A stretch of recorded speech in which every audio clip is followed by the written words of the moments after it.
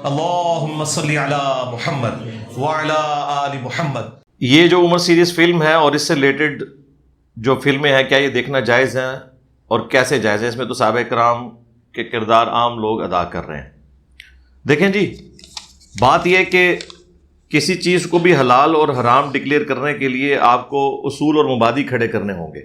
Suppose اگر کوئی شخص یہ سمجھتا ہے کہ صحابہ کرام کا جو کریکٹر ان فلموں میں دکھایا گیا ہے، یہ کریکٹر دکھانا گناہ ہے، تو اس کے اوپر کوئی قرآن کی آیت پیش کرنی ہوگی، کوئی حدیث پیش کرنی ہوگی۔ ویسے تو جذباتی طور پہ تو آپ کسی سے بھی پوچھ لیں وہ اسے گناہ کہہ دے گا، لیکن جب کوئی چیز جوڈیشری میں پیش ہوتی ہے تو پھر آپ کو ایویڈنس رکھنا پڑتا ہے۔ جذبات کے اوپر فیصلے نہیں ہوتے، دلائل کی روشنی میں ہوتے ہیں، اور وہ دلائل پھر اتنے محکم ہونے چاہیے کہ ان دلائل کی زد میں پھر جو لوگ آئیں گے وہ سب کے سب اسی میں شمار کیے جائیں گے۔ ہمارے نزدیک تو قرآن و سنت سے کوئی ایسی دلیل نہیں ملتی جس کی بنیاد کے اوپر ہم یہ کلیم کر سکیں کہ صحابہ اکرام کا جو کردار ادا کیا ہے ان فلموں کے اندر لوگوں نے، یہ کردار اس طریقے سے ادا کرنا گناہ یا حرام کی کیٹیگری میں فال کرتا ہے۔ ٹائم قیامت تک ہے، اگر کسی کے پاس کوئی دلیل ہے تو وہ لکھ کے ہمیں جمع کروا دے، جذباتی نہیں، قرآن و سنت سے وہ دلائل ہونے چاہیے۔ اب رہ گیا کہ بعض لوگ جذباتی طور پہ یہ بات بھی کر دیتے ہیں کہ جی وہ جب ہم اس صحابی کے بارے میں سوچیں گے تو وہ کریکٹر ہمارے سامنے آ جائے گا، دین واٹ؟ اس میں سے کیا نکالنا ہے آپ نے؟ پھر وہی بات ہوگی کہ اگر آ گیا تو کیا ہو گیا؟ جب آپ کو آئے گا تو آپ کو ساتھ یہ بھی خیال آئے گا کہ وہ ایک کریکٹر تھا، اوریجنلی وہ نہیں تھا، تو بیلنس ہو گیا۔ دوسری بات، ہمارا ایک معصومانہ سوال ہے، جب آپ بکس کے اندر صحابہ کرام کی بایوگرافی پڑھتے ہیں اور اس میں لکھا ہوتا ہے کہ فلاں شخص تھا، اس کی داڑھی گھنی تھی، اس کے بال اس طرح کے تھے، اس نے مونچھیں اس طرح کی رکھی ہوئی تھی، اس کی رنگت اس طرح کی تھی، قد کاٹ اس کا ایسا تھا، کیا یہ سب کچھ جب آپ کتاب میں پڑھ رہے ہوتے ہیں تو آپ کے دماغ میں خاکہ نہیں بن رہا ہوتا؟ تو وہ جو آپ کے دماغ میں اس وقت خاکہ بن رہا ہوتا ہے، اس کے اوپر ہم کوئی شرعی فتویٰ لگائیں گے؟ نہیں، یہ آپ کا رائٹ ہے۔ ایون نبی علیہ السلام کے بارے میں بھی جو ہم سینسٹیو ہیں کہ آپ کی تصویر نہیں ہونی چاہیے اور آپ علیہ السلام کا کوئی مووی میں کریکٹر اس طریقے سے ادا نہ کرے، اس کے پیچھے ایک خاص ریزن ہے۔ ایک تو یہ کہ نبی علیہ السلام کی طرح کی شکل مبارک اس کائنات میں کسی کی نہیں ہے، اللہ تعالیٰ نے آپ کو ایک یونیکنس دی ہے۔ ان کے بعد ہم کسی کے لیے کلیم نہیں کر سکتے کہ وہ اپنی شکل و صورت میں ایسا یونیک ہے کہ ویسا خوبصورت کوئی نہیں ہے۔ ہمارے سب کانٹیننٹ کے معاشرے میں جس کے ہونٹ موٹے ہوں، رنگت کالی ہو، ناک موٹا ہو، اسے خوبصورتی کی علامت نہیں مانا جاتا۔ تو اب حضرت بلال حبشی جو ہے ہی حبشی تھے، ان کے ہونٹ میں کیسے پتلے کروں؟ ان کا ناک کس طرح میں پتلا کر دوں؟ ان کا رنگ کس طرح میں گوروں والا کر دوں؟ آپ کے پاس کوئی فارمولہ ہے تو آپ بتا دیں، یا آپ یہ بتا دیں کہ دنیا میں کوئی ایسا حبشی بھی ہو سکتا ہے جس کے ہونٹ پتلے ہوں، جس کا ناک بھی پتلا ہو، جس کا رنگ بھی سفید ہو۔ ٹائم قیامت تک ہے۔ تو یہ جذباتیت کی دنیا سے نکلے، یہ علم کی دنیا ہے، اس میں کوئی حرج نہیں ہے اس طرح کا کوئی کریکٹر ادا کر لے۔ اب ماڈرن ایج میں یہی ایک ذریعہ ہے لوگوں تک دعوت پہنچانے کا۔ یہ میں اس لیے نہیں کہہ رہا کہ یہ فلمیں کو میں نے بنوائی ہیں یا ان فلموں کو پروموٹ کرنے کی وجہ سے مجھے کچھ مل رہا ہے، نہیں۔ بہرحال یہ ضرور ہوا ہے کہ ان فلموں نے مسلمانوں میں ایک بجلی بھر دی ہے۔ جس اخلاص کے ساتھ عرب دنیا نے یہ کام کیا، یہ قطر والوں نے عمر سیریز فلمائی ہے، یہ آلموسٹ 2012 کے اندر ریلیز ہوئی تھی۔ یہ ایک ڈرامہ سیریز تھی MBC کی، ایک پرائیویٹ کمپنی ہے وہاں پہ، انہوں نے یہ سارا کام کیا۔ پاکستانی تو آپ سمجھ لیں کہ اربوں روپیہ لگا ہے۔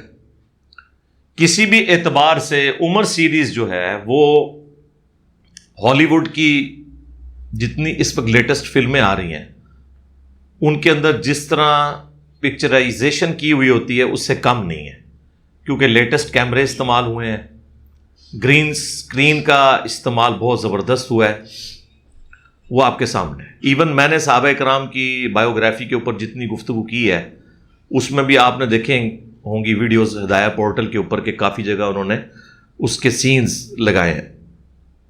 یہ تو سائنس مانتی ہے کہ جب آپ کوئی چیز کتاب میں پڑھتے ہیں تو صرف 10% آپ ریٹین کرتے ہیں اپنے دماغ کے اندر، جو چیز آپ سنتے ہیں وہ آلموسٹ 15% لیکن جو چیز آپ دیکھتے ہیں نا وہ 50% تک ریٹین ہو جاتا ہے۔ جن لوگوں نے عمر سیریز دیکھی ہے، اوریجنلی تو وہ عربی میں تھی، پہلے وہ انگلش سب ٹائٹل کے ساتھ آئی، پھر پاکستان میں تو کسی نے جرت نہیں کی، ہم نے بڑی کوشش کی، آن پیمنٹ تو اس کا خرچہ کروڑوں میں تھا، اور دوسرا یہاں پہ آپ کو پتہ ہے ہر موقع پر مذہبی کارڈ یوز ہو جاتا ہے، اس لیے ادھر تو کسی نے جرت نہیں کی۔ البتہ انڈیا کے اندر کچھ تھے لوگ، انہوں نے محنت کر کے اس کی اردو ڈبنگ کی، اتنی پرفیکشن سے نہیں ہوئی جتنی ہونی چاہیے تھی، آپ کے اعتبار سے وہ ٹھیک ہے، یعنی میں تو اس کو بہت باریکی سے دیکھ رہا ہوں، ادروائز عام بندے کے لیے کلاس کی انہوں نے ڈبنگ کر دی ہے اس کی۔ وہ ہماری ویب سائٹ ahlsunnatpak.com پہ رکھی ہوئی ہے، کیونکہ ہم نے ان سے وہ پرچیز کی تھی آج سے کئی سال پہلے۔ پچھلے کئی سالوں سے جیلم میں تو میں دیکھ رہا ہوں، ہم نے نہیں کسی کو دی وہ فلم، لیکن جو سی ڈی چینلز ہیں رمضان میں وہ فلم چلاتے ہیں، اس میں رائٹ کے اوپر ahlsunnatpak.com ہمارا لوگو بھی لکھا ہوا نظر آتا ہے، اور ماشاءاللہ آہستہ آہستہ ایکسیپٹنس آ گئی ہے۔ اس کو دیکھنے کے بعد آپ اس زمانے میں پہنچ جاتے ہیں، اس کلچر میں پہنچ جاتے ہیں۔ میں آپ کو بڑے وثوق سے کہتا ہوں کہ بڑے بڑے اہل علم علماء جن کو آپ سمجھتے ہیں انہیں اسلامک ہسٹری کے اوپر عبور حاصل ہے، یا یہ لوگ دین کے جاننے والے ہیں سو کالڈ، ان کو بھی اتنی تفصیلات نبی علیہ السلام کی بایوگرافی کے بارے میں نہیں پتا ہوں گی جتنی اس شخص کو پتا ہوں گی جس نے عمر سیریز دیکھ لی ہے۔ قادسیہ اور یرموک کے بارے میں کبھی کبھار کسی نے سن لیا تو سن لیا، اس کے پیچھے کیا ہسٹری تھی، کون سی امپائرز تھیں اس وقت، کس طرح عرب میں ریولوشن ایک چھوٹے سے علاقے سے نکل کے 17 سال کے اندر تینوں بر اعظموں میں پہنچ گئی، اس کے پیچھے کیا ایفرٹس تھیں، کتنی تکلیف سے صحابہ اکرام کو اور سب سے بڑھ کر خود رسول اللہ صلی اللہ علیہ وآلہ وسلم کو گزرنا پڑا، یہ ساری چیزیں آپ کو کافی حد تک اس میں آئیڈیا ہو جاتا ہے۔ ایک سمجھ لیں ایک بلو پرنٹ پوری سیرت رسول کا آپ کے سامنے آ جاتا ہے، ایک ابتدائی خاکہ کہ یہ ہوا ہوگا۔ اس سے بھی بڑھ کر آج کے اس ماڈرن دور میں جب ہماری نوجوان نسل ہالی ووڈ کی فلمیں دیکھے بغیر رات کو سوئے نہ، انہیں تو ہم پھر سجیسٹ کریں گے کہ یار چلو چند راتیں عمر سیریز کے اوپر بھی لگا لو، تمہیں اسلامک ہسٹری کا بھی پتہ چل جائے۔ تو جسے زیادہ کوئی تقوی کا حیض ہے تو اس کو تو ہم نے کہا ہی نہیں ہے کہ وہ دیکھے، لیکن جو لوگ عام حالت میں فلمیں دیکھتے ہیں، جنہیں ان چیزوں کا شوق ہے ہسٹری کے پوائنٹ آف ویو سے، تو وہ تو دیکھیں نا۔ رہ گئے باقی لوگ تو انشاءاللہ کچھ وقت گزرنے دیں، اس کے اوپر بھی اجماع ہو جائے گا۔ جس طرح سپیکر پہلے آیا تھا تو حرام تھا، پھر آہستہ آہستہ آہستہ مباح ہوا۔ مباح کا مطلب ہے کہ نہ گناہ ہے نہ ثواب ہے۔ پھر تھوڑا عرصہ گزرا تو مستحب ہوا کہ یار بہتر ہے سپیکر میں ذرا آواز ٹھیک آتی ہے۔ اب واجب ہو چکا ہے، ہاں اب مولوی سٹارٹ ہی نہیں ہوتا کیمرے اور سپیکر کے بغیر۔ اب تو یہ لوگ نمازیں پڑھ رہے ہوتے ہیں نا تو ایک کیمرہ مین سامنے کھڑا ہوتا ہے، وہ باپا جانی کو نہیں آپ نے دیکھا، ہمارے ایکس مرشد، وہ نماز بھی اب کیمرے کے بغیر نہیں پڑھتے۔ یہ وہ لوگ ہیں جنہوں نے فضائل سنت میں اس زمانے میں فتوے لکھے تھے کہ کیمرہ میں تصویر بنانا حرام ہے اور بنوانے والا بھی حرام کا مرتکب اور پتہ نہیں کیا کیا کیا۔ لیکن ان کو میں ایک کریڈٹ ضرور دوں گا کہ جب انہوں نے اس معاملے میں رجوع کیا ہے تو باقاعدہ انہوں نے علماء سے فتاویٰ لے کے اپنے پرانے فتوے سے رجوع کیا ہے کہ ہم اس معاملے میں غلط تھے، کیونکہ اس وقت پھر انہوں نے مدنی چینل اپنا لانچ کرنا تھا، تو باقاعدہ انہوں نے پھر اس کے اوپر رجوع کیا. لیکن باقی جو مکاتب فکر کے علماء ہیں وہ تو بغیر رجوع کے ہی چڑھ دوڑے ہیں، انہوں نے اپنی غلطی پرانی مانی نہیں ہے. کہ اچھا یہاں پہ بھی جو اہل علم لوگ تھے نا، کیمرے کے حوالے سے، تصویر کے حوالے سے شروع سے ہی انہیں یہ کانسیپٹ کلیئر تھا. جو ذرا تھنک آؤٹ آف باکس کرنے والے لوگ ہیں، جس طرح مولانا مودودی رحمہ اللہ، ان کی آپ کو اس زمانے میں بھی چند ایک ویڈیوز جو ریکارڈ ہیں وہ مل جائیں گی 70s میں. ڈاکٹر اسرار صاحب، ڈاکٹر طاہر القادری صاحب، یہ وہ پڑھے لکھے لوگ تھے جو اس زمانے میں بھی چیختے تھے کہ یار یہ وہ کیمرہ، اس کی تصویر وہ تصویر نہیں ہے جس کی حرمت بخاری اور مسلم میں آئی ہوئی ہے. وہ حرمت ان تصاویر کی ہے جو عبادت کی غرض سے گھروں میں لٹکائی جاتی ہیں یا تعظیم کی غرض سے، اور وہ ہاتھ کی بنی ہوئی پینٹنگز ہوتی ہیں. یہ تو ریئل ٹائم اس بندے کی اپنی پکچر ہوتی ہے، اور یہ جسٹ لائک امیج ہے جو مرر کے اندر، شیشے کے اندر آتا ہے. تو کیا شیشہ دیکھنا، مرر دیکھنا، آئینہ دیکھنا سنت نہیں ہے؟ اگر نبی علیہ السلام کو تصویر سے اس حوالے سے اتنی نفرت ہوتی تو آپ کبھی بھی آئینہ نہ دیکھتے. اور آئینے میں تو تصویر کس کی آ رہی ہوتی تھی؟ اللہ کے نبی علیہ السلام کی. باقی تصویریں تو شاہی کوئی نہیں نا. لیکن نبی علیہ السلام نے آئینہ استعمال فرمایا. یہ بھی جسٹ لائک آئینہ ہی ہے. یہ جو سیو بھی ہوتی ہے الیکٹرو میگنیٹک ویوز کی فارم میں، یہ سیو ہوتی ہے. اگر آپ اس کو کھول کے دیکھیں، اس کے اندر کوئی پکچر آپ کو بنی ہوئی نظر نہیں آئے گی. یہ ڈیٹا کسی اور فارم میں سیو ہوتا ہے. میں نے تو بہت پہلے کہا تھا کہ ہمارے جو موبائل فونز کے اندر جو قرآن رکھے ہوئے ہیں نا، ان کو آپ بغیر وضو کے چھو لیں. ہمارے نزدیک تو اوریجنل قرآن کو بھی بغیر وضو کے اگر کوئی تعلیم کے لیے چھوتا ہے تو کوئی حرمت کا فتویٰ نہیں ہے. صرف اسپیسیفکلی قرات کرنے کے لیے صحابہ اور تابعین کا یہ طریقہ ہے کہ وہ وضو کا اہتمام کرتے تھے، وہ بھی صرف پروٹوکول کے طور پر. اوبلیگیٹری صرف نماز کے لیے ہے وضو، نہ مسجد میں بیٹھنے کے لیے وضو کی ضرورت ہے، نہ قرآن کے لیے. اس وقت بھی میں نے کہا تھا کہ یہ جو موبائل میں آیا نا، اس سے تو یہ حکم بھی اٹھ گیا ہے. اور واقعی اب مفتی اکمل صاحب جو بریلویوں کے ایک بڑے مفتی ہیں، کیو ٹی وی پہ پچھلے آلموسٹ کوئی 20 سال سے بیٹھے ہوئے ہیں، انہوں نے تو ببانگ دول یہ بات کی ہے کہ اس کو آپ ٹچ بھی کریں تو کوئی مسئلہ نہیں ہے. اس کی وجہ یہ ہے کہ یہ تو مصحف ہے ہی نہیں ہے، بلکہ اسکرین کے پیچھے اس کا امیج آپ کو نظر آ رہا ہے جس کو آپ ڈائریکٹلی ٹچ نہیں کر رہے، تو بغیر وضو کے آپ اس کو ٹچ کر کے پڑھ بھی سکتے. مسئلہ حل ہو گیا نا. اب لوگوں کو سمجھ آ رہی ہے. تصویر کے بارے میں بھی انہوں نے اسی طرح کی بات کی. تو اللہ کا شکر ہے کہ وقت کے ساتھ ساتھ سائنس کی برکت سے علماء کو باتیں سمجھ آ رہی ہیں. ایک زمانہ تھا یہ اینک کو بھی انہوں نے کہا تھا یہود و نصارہ کے ساتھ مشابہت ہے. ہاں، اسپیکر کی آواز شیطانی آواز. احمد بریلوی صاحب کا فتویٰ، اشرفی تھانوی دیوبندی کا فتویٰ.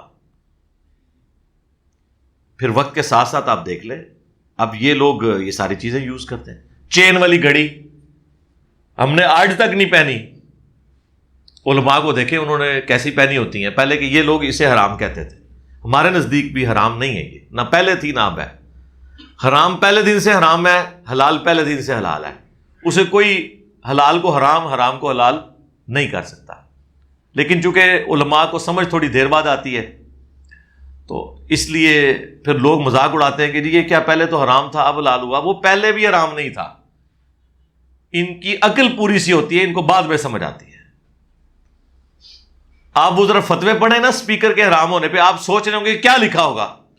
اس میں انہوں نے ایک ہی پوائنٹ اس میں اڈاپٹ کیا ہے کہ جب آپ اسپیکر کے اوپر نماز پڑھاتے ہیں نا، جو تکبیرات ہیں، وہ تکبیر کی آواز جب امام کے منہ سے نکل کے اسپیکر میں جاتی ہے اور ایمپلیفائی ہو کے واپس آتی ہے تو وہ کہتے ہیں وہ پھر آپ اسپیکر کے پیچھے نماز پڑھ رہے ہیں، امام کے پیچھے نہیں پڑھ رہے ہیں.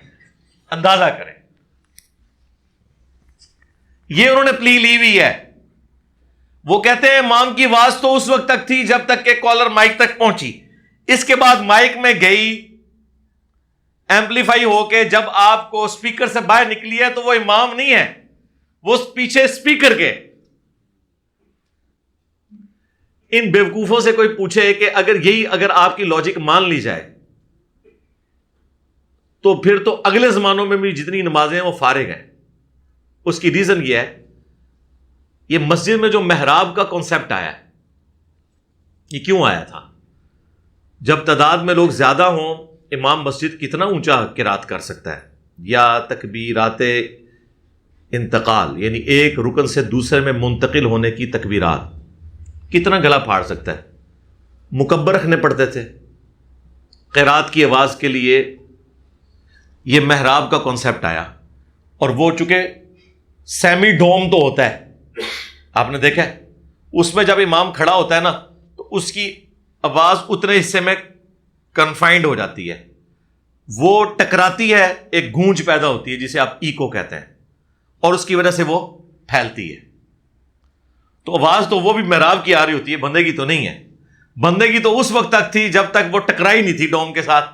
ڈوم کے بعد جب اس میں ایکو پیدا ہوئی، وہ تو پھر ڈوم کی آواز ہوئی، تو پیچھے اس ڈوم کے، پیچھے اس محراب شریف کے، اور اس سے بھی بڑھ کے اگلے زمانوں کی آپ بڑی مساجد دیکھیں تو اس میں آپ کو چھوٹے چھوٹے ڈومز سینکڑوں کی تعداد میں نظر آئیں گے۔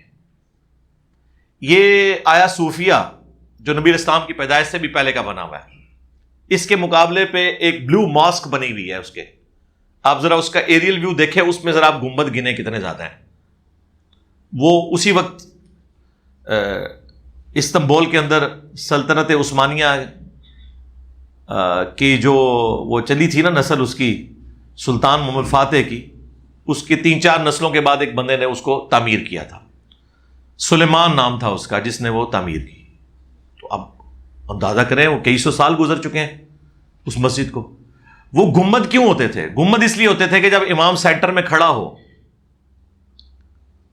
اور وہ نماز پڑھائے، اس کی آواز اس کے محراب سے اور اوپر والے گنبد سے ریباؤنڈ ہو کے ساتھ والے گنبد میں جائے، اس سے جو ہے وہ ایکو ہو کے اس سے اگلے میں، اس سے ایکو ہو کے اس سے، اور یوں ٹریول کرتی جائے۔ اس کا آپ نے پریکٹیکل تجربہ کرنا ہے، آپ بادشاہی مسجد لاہور میں چلے جائیں جو آلموسٹ 400 سال تک دنیا کی سب سے بڑی مسجد رہی ہے، جب تک کہ شاہ فیصل مسجد نہیں بن گئی تھی یا حرمین کی توسیع نہیں ہو گئی تھی۔ 1986 تک وہ دنیا کی سب سے بڑی مسجد رہی ہے۔ اورنگزیب عالمگیر نے وہ بنوائی تھی، ایک مسجد یہ لاہور میں اور ایک دلی میں پیرلل میں۔ اس میں بھی آپ دیکھیں چھوٹے چھوٹے کتنے گنبد ہیں۔ آج بھی اسپیکر کے بغیر بھی اگر امام نماز پڑھائے تو پہلی صف کے کونے میں بھی جو بندہ کھڑا ہے اس تک بھی آواز اس کی پہنچتی ہے۔ وہی اس طریقے سے یہ ایک سائنٹیفک فینومینا ہے۔ وہ تو اگلے زمانے میں بھی لوگ ایک گنبد سے دوسرے وہ تو پھر نیت ہونی چاہیے تھے پیچھے ان 150 گنبدوں کے، اللہ اکبر، اسی کو آپ نے ایک انسٹرومنٹ میں کنورٹ کر لیا، دین واٹ؟ تو یہ پہلے سے یہ سارے معاملات چل رہے تھے، لیکن اینالوجی بنانا اور چیزوں کو دقت نظر سے دیکھنا یہ ان لوگوں میں بہت کم لوگوں کی کمپیٹنسی تھی۔ ویسے کورالریز بڑی اچھی بناتے ہیں یہ، جب آپ کو انہوں نے فتوے کی ذات میں لانا ہوتا ہے نا تو پھر دیکھیں یہ کس طرح چیزیں جوڑ کے کورالریز بناتے ہیں، اور جہاں واقعی ان کو اپنی عقل کا استعمال کرنا چاہیے وہاں ان کو بالکل موٹی موٹی بات بھی سمجھ نہیں آتی ہے کہ یار اس میں کیا مسئلہ ہو گیا۔ بہرحال اب اللہ کا شکر ہے آہستہ آہستہ چینج آئی۔ 2001 کے اندر پہلی دفعہ دعوت اسلامی نے ملتان والے اجتماع میں اسپیکر کا استعمال شروع کیا، اللہ کا شکر ہے، اور نماز بھی اسپیکر میں شروع کروا دی۔ اس سے پہلے تو لاکھوں کے مجمع کے اندر سینکڑوں مکبر کھڑے کیے ہوتے تھے، امام سجدے میں ہوتا تھا اور جو آخری صف ہے وہ رکوع میں ہوتی تھی، ظاہر ہے وہ آہستہ آہستہ ہوتا تھا نا ٹرانسفر۔ پھر انہوں نے اسپیکر کا استعمال شروع کیا اور لوگوں کی نمازیں بچنا شروع ہو گئی۔ رائے ونڈ میں ابھی تک وہی پرانا سسٹم چل رہا ہے۔ اور دوسری طرف جب آپ ان سے پوچھیں کہ بھائی یہ کیوں کر رہے ہو، کہہ رہے ہیں ہم سنت کے قریب ہیں، ٹھیک ہے، تو تقریریں کیوں اسپیکر میں کرتے ہو آ کے؟ ادھر بھی سنت کے قریب رہو کہ کچھ لوگ حضرات کے پاس بیٹھ کے سنیں، وہ جا کے ٹولیوں کی شکل میں آگے بتائیں اور یوں آگے جا کے بتائیں. دعا اسپیکر میں، تقریریں اسپیکر کے اندر، نماز آئے تو اسپیکر آف. رائے ونڈ میں چلے جائیں، مغرب کی نماز ہو یا عشاء کی، وہ جسٹ لائک زور کی نماز ہے. نہ آپ کو امام کی قرات کی آواز آنی ہے، ٹھیک ہے، سکون سے آپ نماز بھی پڑھیں، اپنی دکانوں کا حساب بھی کریں، پیچھے کرنا کرانا تو کچھ بھی نہیں. کیونکہ حنفی تو اس کے بھی قائل نہیں ہے کہ آپ نے امام کی اگر آواز نہیں آ رہی ہے تو آپ کم از کم پیچھے سورہ فاتحہ پڑھ لیں. ویسے تو کہتے ہیں نہیں، ہم اس لیے نہیں پڑھ رہے ہوتے کہ امام کی آواز آ رہی ہوتی ہے، جب آواز نہیں بھی آ رہی تب بھی نہیں پڑھ رہے. پھر پوچھو ہوں کے تکلیف دے، وہ کہتے ہیں امام پڑھ رہا ہے وہ تو کافی ہے، امام اپنا پڑھے، ایسی اپنا حساب کتاب کریے. وہ اسی طریقے سے چل رہا ہے. ایون رائے ونڈ کے اندر جتنی مسجدیں آپ کو نظر آئیں گی پاکستان میں، کسی میں بھی اسپیکر کا استعمال نہیں ہوتا نماز پڑھانے کے لیے، تقریروں کے لیے ہو رہا ہے. یہ خام خواہ انہوں نے اپنے آپ کو دھوکے دیے میں، اور میں حیران ہوتا ہوں کہ پڑھا لکھا طبقہ جب ان کے ساتھ اٹیچ ہوتا ہے وہ بھی پڑھا لکھا جاہل بن جاتا ہے. ویسے جماعت آئی ہوئی ہوگی، آپ پوچھیں جناب کیا تعلیم ہے، کوئی کہے گا جی میں جناب سپریم کورٹ کا وکیل ہوں، کوئی کہے گا جی میں ریٹائرڈ بریگیڈیئر ہوں، بعض تو ریٹائرڈ جنرلز بھی ہیں. ان سے پوچھو اللہ کے بندو، اتنا تمہارا دنیا کا ایکسپوئر ہے، ادھر ان ان پڑھ لوگوں میں آ کے تم بھی ان پڑھ ہی بن گئے ہو. ان سے کو پوچھنے کے لیے تیار نہیں ہے کہ یار یہ کیا کر رہے ہو.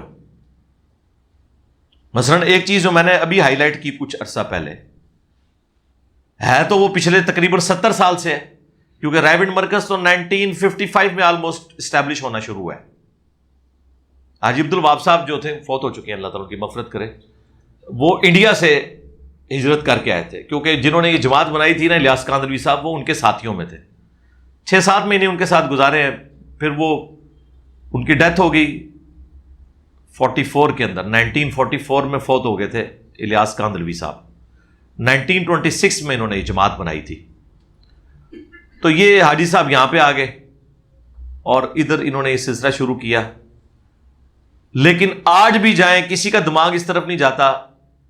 بمشکل ہماری اس اکیڈمی جتنی جگہ ہے بیچ میں، اس طرف اندرون کی مسجد ہے اور یہ بیرون کی مسجد ہے، ساتھ ساتھ 2 مسجدیں ہیں. لیکن جو لوکل لوگ ہیں وہ اس مسجد میں نماز پڑھیں گے، جو آؤٹ سائڈر جماعتیں آئی ہوئی ہیں نا وہ اس مسجد میں پڑھیں گی. مجھے بتائیں اس سے بڑی کیا بدعت ہے؟ کیا اسلام میں یہ ہے کہ پاکستانیوں کی مسجد لادا ہوگی اور عرب ملکوں کے لوگوں کی مسجد لادا ہوگی؟ کیا حرمین میں آپ جاتے ہیں تو وہ یہ کہتے ہیں کہ جو پاکستانی ہیں وہ بیت اللہ شریف کے اس پورشن میں چلے جائیں، اردن والے اس پورشن میں چلے جائیں؟ نہیں. ہمارا تو فخر ہے کہ چاہے دنیاوی طور پہ کوئی ایجوکیٹڈ بندہ ہے یا ان پڑھ ہے، کوئی بڑی پوسٹ والا ہے یا کوئی ریڑی بان ہے، سب کے سب جب اللہ کے حضور پیش ہوں گے تو وہ سب کے سب برابر ہیں. یہی وہ فخر ہے جس کی وجہ سے لوگ اسلام سے امپریس بھی ہوتے ہیں. اور آپ نے یہی چیز دین کے نام کے اوپر ہم سے چھین لی ہے. کیا ریزن ہے اس کی؟ بتائیں. آپ کو اوپر سے تو یہ بہت ساری ریزن بتائیں گے، شرعی ریزن کوئی نہیں بتائیں گے، انتظامی ریزن بتائیں گے، لیکن وہ کر رہے ہوں گے تقیہ. اندر کی ریزن ہم آپ کو بتاتے ہیں کیا ہے. کیونکہ پاکستان کے علاوہ جتنے ملکوں کی جماعتیں آتی ہیں وہ ساری رفع الیدین سے نماز پڑھتی ہیں اور اونچی آمین کہتی ہیں. ان کو یہ ہوتا ہے کہ یہ مدنی ویکسین، میں وائرس نہیں کہتا، یہ مدنی ویکسین کہیں پاکستانیوں کو بھی نہ لگ جائے، کیونکہ یہاں تو ہم نے یہ بتایا ہوا ہے کہ رفع الیدین تو منسوخ ہو چکا ہے. تو پاکستانی تو پھر پوچھیں گے کہ یار جدھر سے چلا تھا ان بیچاروں کو تو ابھی تک نہیں پتا چلا. ماموں پارٹی چوتھے محلے تو انہوں پتا لگ گیا کہ منسوخ ہو گیا. سمجھ آئیے آپ کو؟ یہ ہے پیچھے ریزن. اس طرح کے الٹے کاموں میں ان کا دماغ بڑا صحیح چلتا ہے مولویوں کا. وہ مسجدیں بالکل لاد ہیں اور اجازت بھی نہیں آپ ادھر ادھر چلی جائیں مسجد میں. نہ نہ نہ ناٹ ایٹ آل، وہ نہیں برداشت کریں گے. اور وہ آپ کو اچھا یہ آپ سوچ رہے ہوں گے یہ کیا ریزن، یہ کہیں گے جی وہ دیکھیں باہر کے لوگ کہ وہ بڑے ذرا نرم مزاج لوگ ہوتے ہیں، ہمارے ذرا تھوڑے سخت مزاج لوگ ہیں. جھوٹ بول رہے ہیں. حبشی کیا ہم سے زیادہ سخت مزاج نہیں ہے؟ زیادہ ٹف لوگ ہیں. حبشی بھی ادھر ہی پڑھتے ہیں کیونکہ حبشی رفلی دین سے نماز پڑھتے ہیں. ان کو کہ چلے ٹھیک ہے اس طرح کرتے ہیں، جو گورے ہیں نا ان کو آپ وہاں پڑھا لیں، جو ادر دین گورے ہیں جو ہم سے بھی زیادہ ٹف ہیں ان کو ہماری مسجد میں پڑھنے دیں. نہیں اجازت دیں گے. پیچھے ریزن یہ ہے آپ کو ہمارے پولیٹیشنز میں اور مذہبی پیشواؤں میں کوئی فرق نظر نہیں آئے گا. جس طرح پولیٹیشنز نے سامنے ریزن کچھ اور رکھی ہوتی ہے، پیچھے کچھ اور ہوتے ہیں مقاصد. علماء نے بھی پبلک کو دھوکہ دینے کے لیے سامنے کچھ اور رکھا ہوتا ہے، اور بقول خادم حسین رضوی صاحب کے کہ گل وچ کوئی اور ہے. وہ بھی جو کچھ کرتے رہے وہ بھی گل وچ کچھ اور ہی سی. ہاں اسی لیے ان کو پتا ہوتا ہے نا گل وچ کوئی اور ہے. تو وہ سوال کہاں سے شروع ہوا تھا جی؟ ہاں عمر سیریز تھے. جس مولوی کا انٹلیکچوئل لیول یہ ہو، ان کے فتوے آپ نے ان ڈراموں کے بارے میں جنہوں نے آپ کے ساتھ ڈرامہ لگایا ہوا ہے دین کے نام کے اوپر. ٹھیک ہے.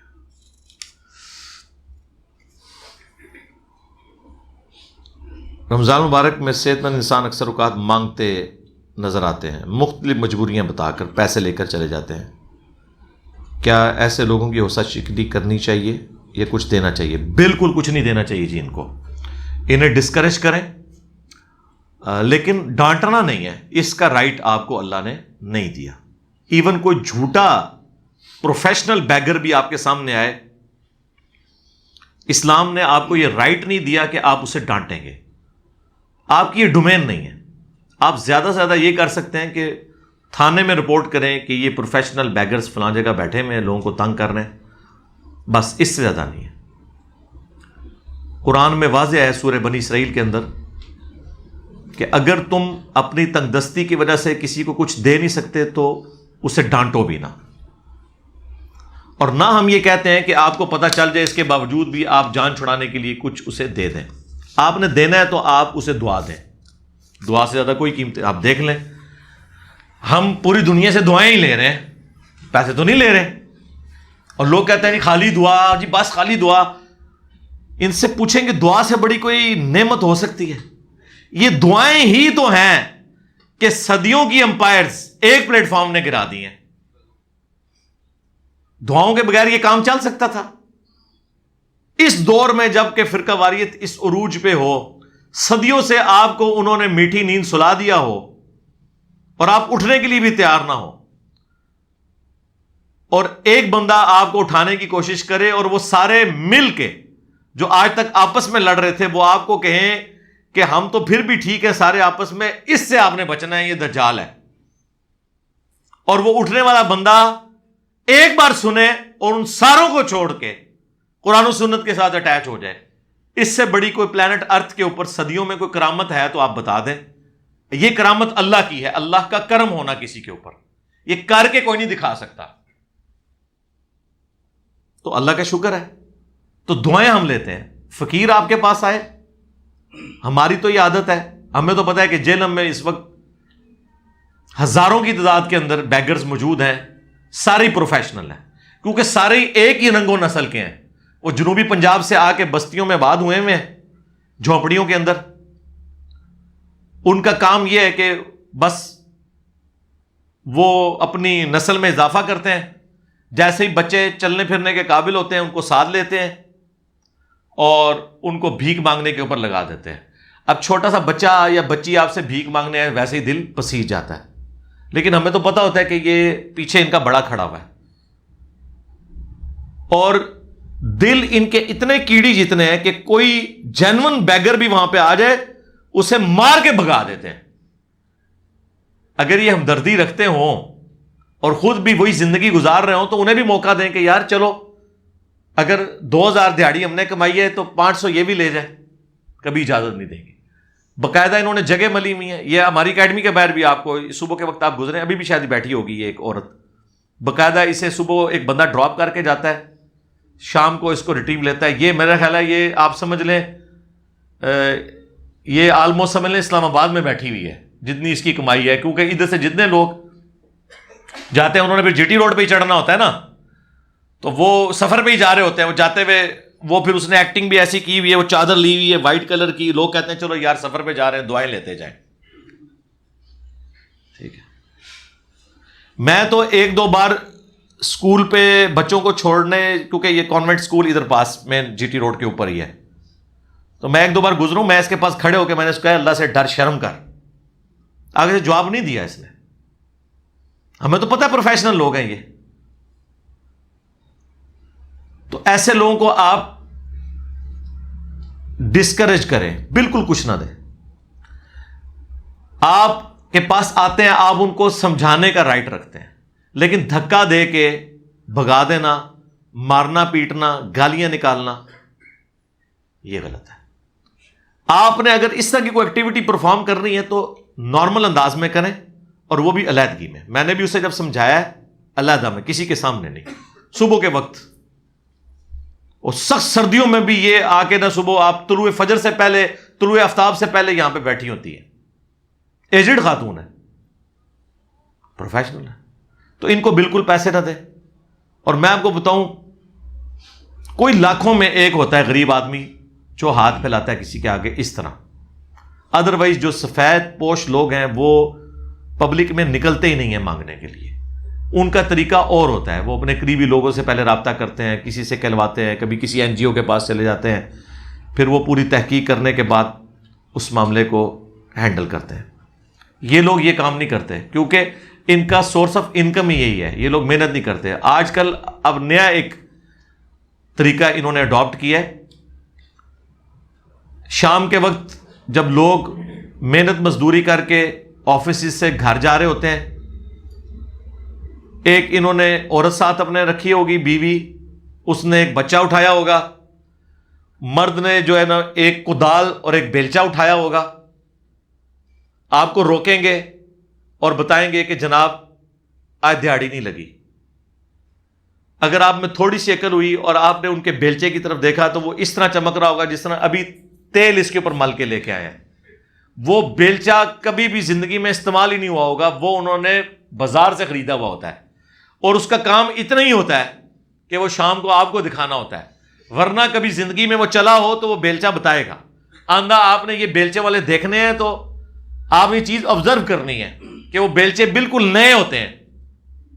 وہ جو کدال بھی اٹھائے ہوتے ہیں نا انہوں نے، وہ بالکل نئے ہوتے ہیں، وہ اسی کام کے لیے استعمال ہوتے ہیں. اس کا مطلب ہے کہ ان کی دیہاڑی کبھی بھی نہیں لگی ہوتی، اور اس بنیاد پہ ان کی دیہاڑیاں روزانہ لگتی ہیں. یہ طریقہ واردات ہے ان کا. اور پھر ہمارے یہ جو لوگ جنہیں شوق ہے زکوٰۃ بانٹنے کا، صدقات دینے کا، صبح سویرے جاتے ہیں جہاں پہ مزدور بیٹھے ہوتے ہیں وہاں ان میں جا کے نوٹ بانٹنا شروع کر دیتے ہیں. اس کا نقصان یہ ہوا ہے کہ جن لوگوں نے اب کام کروانا ہے نا انہیں مزدور ہی نہیں مل رہے. یار پورا دن محنت کر کے جو اسے 1000 ملنا ہے، 1-1.5 گھنٹے میں اگر وہ 1500 2000 کما کے چلا جائے وہاں سے تو اسے اور کیا چاہیے. آپ مزدور لینے جائیں، دنیا کا مشکل ترین کام ہے. مزدور آپ نے لینا ہے، انٹرویو وہ آپ کا کرتا ہے. ہاں جی کتنے جانا ہے، کیا کروانا ہے، اتنی باریکیاں پوچھے گا جیسے پورا پروجیکٹ ہے جو آپ مطلب وہ اس نے آپ سے کام کروانا ہے. بندہ حیران ہو جاتا ہے میں پھنس کدھر گیا ہوں. کئی تو آپ کے گھر تک بھی آ جائیں گے، جب آگے وہاں کام دیکھیں گے نا کوئی اور بہانہ کریں گے چلے جائیں گے. یعنی ایز اے نیشن ہم لوگوں کی عادت ہے کہ بغیر محنت کے کچھ ہاتھ لگ جائے. صرف جو لوگ افغانستان سے یا کے پی سے مزدوری کرنے والے پٹھان آئے ہوئے ہیں یہ لوگ محنت سے کام کرتے ہیں، جس طرح کے پاکستانی یورپ اور امریکہ میں جا کے محنت سے کام کرتے ہیں. پنجابی توبہ توبہ توبہ توبہ الا ماشاء اللہ. پنجابی صرف ٹھیکیدار بنتا ہے، کام نہیں کر سکتا، کام کروا سکتا ہے. ٹھیک ہے. یہ پٹھان نہ ہو تو یہ آپ کی ساری کھدائیاں جو ہے نا، یہ جو آپ کو نظر آ رہی ہیں کام ہوتے ہوئے، یہ صدیوں میں بھی نہ ہو. جس طرح کہ ان کے مزاج میں ہی اب محنت نہیں رہی ہے، بادشاہی ہے ان کی. تو اللہ تعالیٰ بھلا کرے. ایک کھدائی کا کام ہمارے پٹھان بھائیوں نے، افغانیوں نے سنبھالا ہوا ہے. دوسرا یہ تندور کا کام. دیکھ لیں جتنے مشکل کام ہیں یہ لوگ کر رہے ہیں. لیکن ایک اور خوبی جس کی طرف میں آپ کو اشارہ دلواؤں، آپ کو ان میں مانگنے والے بہت کم لوگ نظر آئیں گے. چھوٹے چھوٹے بچے بھی فجر کی اذانوں کے وقت کوڑے کے ڈھیر سے آپ کو چیزیں سمیٹتے ہوئے نظر آئیں گے، اور بڑے بڑے بورے اٹھائے ہوئے. ٹھیک ہے، میرا تو یقین کریں دل پسیج جاتا ہے. چھوٹے بچے 8-8 10-10 سال کے، اور بعض اوقات کتے بھی ان کے پیچھے پڑ جاتے ہیں. بڑا بندہ ڈر جاتا ہے. کتے کی تو مرضی ہے، جسے کاٹ لے جس وقت مرضی. ٹھیک ہے، ہمیں بڑا عرصہ یہ سمجھ نہیں آئی کہ کتے ان کے پیچھے کیوں پڑتے ہیں. ہاں جی، وہ تو عثمان بھائی نے بتایا کہ جب کتے کے حصوں کی ہڈیاں یہ اٹھا کے لے جائیں گے تو کتے ان کے پیچھے پڑیں گے، کیونکہ انہوں نے ہڈیاں اس میں سمیٹی ہوتی ہیں. وہ بھی آپ کو پتا ہے جا کے کباڑیوں کو بیچتے ہیں. تو وہ چونکہ انہوں نے ہڈیاں اس میں ڈالی ہوتی ہیں اپنے بورے کے اندر، تو کتے سونگتے ہوئے پھر پیچھے ہی جائیں گے نا ان کے. تو یہ اس کے پیچھے ریزن ہوتی ہے. تو آپ ڈانٹیں نا، پیار محبت سے ڈیل کریں، اور اگر موقع ملے تو آپ سمجھا بھی دیں. ہمارے عثمان بھائی کی دکان چونکہ ایک پبلکلی مین جگہ کے اوپر ہے، مٹیریل کا کام کرتے ہیں، تو ان کے پاس تو روزانہ لوگ آتے ہیں کہ جی مزدوری ہی نہیں ہوئی. یہ کہتے ہیں آؤ جی میں تمہیں مزدوری لگوا دیتا ہوں. بندہ جناب مڑ کے بھی نہیں دیکھتا. ہاں جی، اچھا جی بھوک لگی ہے، روٹی کھانی ہے، پیسے دیں. یہ کہتے ہیں ٹھیک ہے پیسے، آپ کو کھانا ہے نا، ادھر ہوٹل پہ بیٹھو میں کھانا کھلا دیتا ہوں. نہیں بیٹھتے. تو طریقے بہت ہیں ڈیل کرنے کے. کیوں نہیں عثمان بھائی اج تک وہ بندہ لبا تھانوں کہ جنہوں تسی کہا کہ یار میں تمہیں آج مزدوری لے دینا آ جا، تو وہ کہا کہ ہاں جی ٹھیک ہے میں صبح تو آواں گا. آتے نہیں ہیں. اس سے اندازہ لگائیں کہ وہ جو انہوں نے بیلچے اور کدال اٹھائے ہوئے ہیں نا، وہ صرف آپ کی یہ ان کے بیلچے اور کدال ویسے ہی ہیں جیسے علماء کی پگڑیاں اور داڑیاں اور تسبیحیں ہیں. ہائے ہائے ہائے، اے ہونے ہی آمد ہوئی ہے. شاعر نو تو کسی طرح بھی آمد ہو سکتی ہے. ہاں بالکل لیپا پوتی کیتی ہوئی ہے. یہ چٹے سوٹ نے انہاں دے، ایک کالے بیلچے انہاں دے چٹے سوٹ نے جنہاں دے پیچھے انہاں دے موٹے موٹے ٹھڈ چھپے ہوئے ہیں. بس اس سے زیادہ کچھ نہیں. میں روزانہ جاب کے سلسلے میں گجرات سے گجرانوالہ جاتا ہوں جو لگ بھگ 50 کلومیٹر ہے. کیا میری نماز قصر ہوگی؟ جی آپ قصر نماز پڑھ سکتے ہیں، نمازوں کو جمع بھی کر سکتے ہیں. صحیح مسلم میں موجود ہے 3 فرسخ، وہ آلموسٹ 9 میل بنتا ہے. یہ میل کا لفظ عربی سے انگلش میں آیا ہوا ہے، کیونکہ اس وقت ہم حکمران تھے دنیا کے. مسلم شریف میں آپ کو میل کا لفظ ملے گا، انگلش میں جا کے مائل بن گیا. تو عربک جو میل ہے وہ ہمارے اس والے میل سے بڑا ہوتا ہے. یہ والا میل جو ہے آلموسٹ 1.6 کلومیٹر ہے، اور جو عربک ہے وہ 1.8 کلومیٹر. آلموسٹ سمجھ لیں نوٹیکل مائلز جو چلتے ہیں ہمارے سمندر کے اندر اس کے برابر ہے. تو راؤنڈ آف کر کے موٹا سا بھی لگائے نا تو آلموسٹ 20 کلومیٹر اگر کوئی شخص سفر کرے اپنے شہر کی حدود سے نکلنے کے بعد، یہ تو 50 تو بہت زیادہ ہے، تو وہ مسافر ہے، وہ نمازیں قصر بھی کرے چاہے روزانہ جائے. جس طرح ہمارے یہ ڈرائیور حضرات تو روزانہ ہی جاتے ہیں، اور نمازیں جمع بھی کر سکتا ہے، بلکہ کرے، سنت ہے. 2 فرض پڑے گا سوائے مغرب کے. مغرب کے 3 پڑھنے ہیں، باقی سارے 2. اس حوالے سے جتنی آیات ہیں قرآن میں سورۃ النساء کے اندر تفصیلی آیا قصر کے حوالے سے بخاری مسلم کی درجنوں احادیث میں نے یوٹیوب کے اوپر ایک ویڈیو قرآن کلاس کے دوران ریکارڈ کروا دی ہے. آلموسٹ 100 کے قریب ریفرنسز اس پہ لگے ہیں. مسافر کی نماز، قصر نماز، یہ آپ لکھیں وہ ویڈیو کھل جائے گی، اور اس میں ایک ایک ریفرنس ہم نے دکھایا ہے الحمدللہ. باقی تفصیلات آپ اس میں دیکھ لیں. 19 دن کے اندر قیام ہو، صحیح بخاری میں آیا ہے، تو آپ نے قصر کرنی ہے. تو ظاہر ہے جو روزانہ آ رہا ہے اس کے تو 19 دن ہی نہ پورے ہوئے، وہ تو روزانہ ہی واپس آ رہا ہے. یک مشت 19 دن کے لیے یا اس سے زیادہ کے لیے رکے تو پھر وہ مقیم تصور ہوگا. تو ڈرائیور حضرات بھی اسی طریقے سے یورپ اور امریکہ میں جو لوگ روزانہ سب ویز کے ذریعے ٹریولنگ کر کے دور دراز کے علاقوں میں جاب کے لیے جاتے ہیں، وہ روزانہ قصر کریں.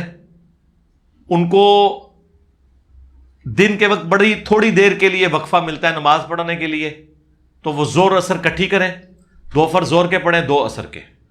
مغرب عشاء بے شک رات کو آ کے گھر پڑھ لیں. اور اس میں ٹالرنس یہ ہے کہ زور اثر آپ زور کا وقت داخل ہونے سے لے کے مغرب کے وقت سے 15-20 منٹ پہلے تک کسی بھی وقت جمع کر سکتے ہیں، اور مغرب اور عشاء غروب آفتاب سے لے کے فجر کا وقت داخل ہونے سے پہلے کسی بھی وقت جمع کر سکتے ہیں. یہ آسانی ہے. موجہ مارو. لوگ کہتے ہیں جی دین کا علم حاصل کریں پھر عمل بھی کرنا پہنتا ہے. وہ ساڈے بابے نے ہر گل سانو پٹھی دسی، اور جی زیادہ علم ہی نہ حاصل کرو پھر عمل کرنا پہنتا ہے. آپ جتنا علم حاصل کریں گے آپ کے لیے عمل اتنا ہی آسان ہو جائے گا، اور دین کی وسعت کا آپ کو پتہ چل جائے گا. ویسے ان بڑوں سے کبھی پوچھنا ہے کہ یار آپ کے کسی بڑے نے کوئی واقعی کوئی علم حاصل کیا بھی تھا کبھی، جو اس نے یہ تجربہ کر کے دیکھا ہو کہ علم حاصل کرنے کے بعد بیچارہ پھنس گیا ہو. سنا کے سننی ٹنی، نہ خود پڑھا نہ ان کے بڑوں نے پڑھا، کہانیاں تو چل رہی. اگر امام کسی مجبوری کی بنا پر بیٹھ کر جماعت کروائے تو کیا مقتدی بھی بیٹھ کر نماز ادا کریں گے؟ جی یہ پہلے حکم تھا، صحیح بخاری میں یہ منسوخ ہو گیا ہے. امام بخاری نے پہلے اس کی جو منسوخ شدہ حدیث ہے وہ لے کے آئے صحیح بخاری کے اندر کہ نبی علیہ السلام نے ایک دفعہ بیماری کے عالم میں بیٹھ کے نماز پڑھائی. جب سلام پھیرا، بلکہ وہ حدیث اس طرح تھی کہ سیدنا ابوبکر نماز پڑھا رہے تھے، نبی علیہ السلام تشریف لائے، انہوں نے مصلی چھوڑ دیا، حالانکہ حضور نے انہیں منع کیا، لیکن ظاہر ہے پھر ابوبکر تو ابوبکر ہے، انہوں نے رسول اللہ کا ریگارڈ کیا، مصلی چھوڑ دیا. نبی علیہ السلام ذوف کی وجہ سے بیٹھ گئے، حضرت ابوبکر آپ کے ساتھ کھڑے ہو گئے. تکبیرات انتقال جو تھیں ایک رکن سے دوسرے میں منتقل ہونے کی، اس زمانے میں سپیکر تو نہیں ہوتا تھا، تو حضرت ابوبکر اونچی آواز میں تکبیر کہتے تھے اور پچھلوں کو پھر آواز جاتی تھی، اور یوں نماز مکمل کی. نبی علیہ السلام جب نماز پڑھا کر فارغ ہوئے، پہلے تو آپ نے حضرت ابوبکر سے کہا کہ جب میں نے تمہیں حکم دیا تھا کہ نماز پڑھاتے رہو تو تم نے کیوں نہیں پڑھائی؟ انہوں نے کہا یا رسول اللہ، ابو قحافہ کے بیٹے کی کیا مجال کہ اللہ کے رسول تشریف لے آئیں اور وہ مصلی پہ کھڑا رہے. یہ انہوں نے اپنے آپ کو رسول اللہ کے سامنے ڈیگریڈ کیا، اور ہمارے نزدیک یہ حضرت ابوبکر کی عظمت ہے. جو شخص اللہ اور اس کے رسول کے سامنے اپنے آپ کو جتنا گرا لے ہمارے لیے وہ اتنا ہی بڑا ہے، اور جو ان کے سامنے جتنا بھی اکڑ کے کھڑا ہو ہمارے پاؤں کی ٹھوکر پہ ہے، وہ چاہے جتنا بڑا کوئی بزرگ ہے یا مفتی ہے. ٹھیک ہے جی. تو انہوں نے یہ نہیں کہا کہ ابوبکر کی کیا مجال، انہوں نے کہا ابو قحافہ کے بیٹے کی کیا مجال کہ اللہ کے رسول تشریف لے آئیں. پھر نبی علیہ السلام نے صحابہ سے کہا کہ امام اس لیے بنایا جاتا ہے کہ تم اس کی اقتدا کرو. تو جب میں بیٹھ کے نماز پڑھ رہا تھا تو تمہیں بھی چاہیے تھا تم بھی بیٹھ کے نماز پڑھتے. اس حدیث کی وجہ سے بعض لوگوں کو یہ دھوکہ لگا اور صحیح لگا کہ اگر امام بیٹھ کے نماز پڑھا رہا تو مقتدی بھی بیٹھ کے پڑھے. لیکن اس سے آگے پھر امام بخاری حدیث لے کے آئے، اور چیپٹر کی ہیڈنگ میں اس حدیث کی منسوخیت کا ذکر بھی انہوں نے کیا کہ نبی علیہ السلام نے جو اپنی آخری نماز پڑھائی ہے نا، بالکل اسی طرح ریپلیکا ہوا ہے. حضرت ابوبکر نے مصلی چھوڑ دیا، اس میں یہ ہے کہ نبی علیہ السلام بیٹھ کے نماز پڑھاتے رہے اور حضرت ابوبکر اور باقی صحابہ نے کھڑے ہو کے نماز پڑھی. یہ حدیث ناسخ ہے اس حدیث کی.